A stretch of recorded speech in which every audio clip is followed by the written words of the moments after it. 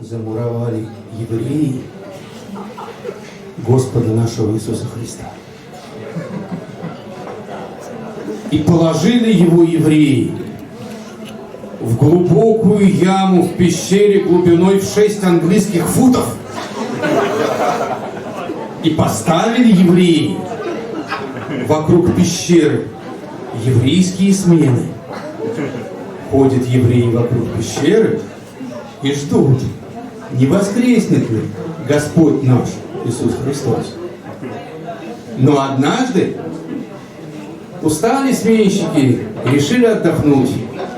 Вышли они из пещеры наружу и увидели, что в холме горит странный огонь. Пошли они на этот огонь и увидели, что внутри холма хижина колдуна. Зашли они в эту хижину и увидели, как колдун сидит на своей колдунской кухне и что-то варит в котле. И спрашивает их колдун, как старых знакомых: ну что, евреи, воскреснет ли Господь Иисус Христос? Сами не знаем, говорят евреи. А вдруг воскреснет? Да нет, говорит колдун, не должен. А если воскреснет?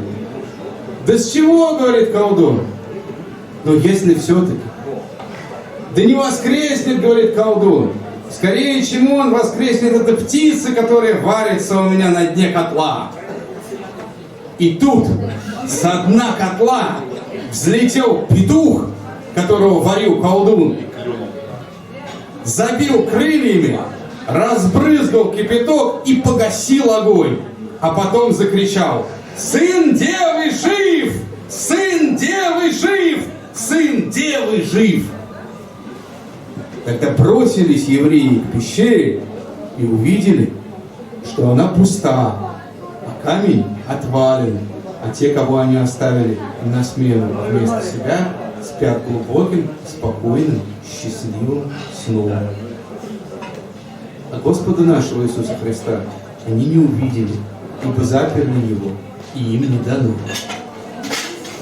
Потому все ирландцы с тех пор очень уважают петуха, ибо петух каждое утро кричит для нас: «Сын Девы жив».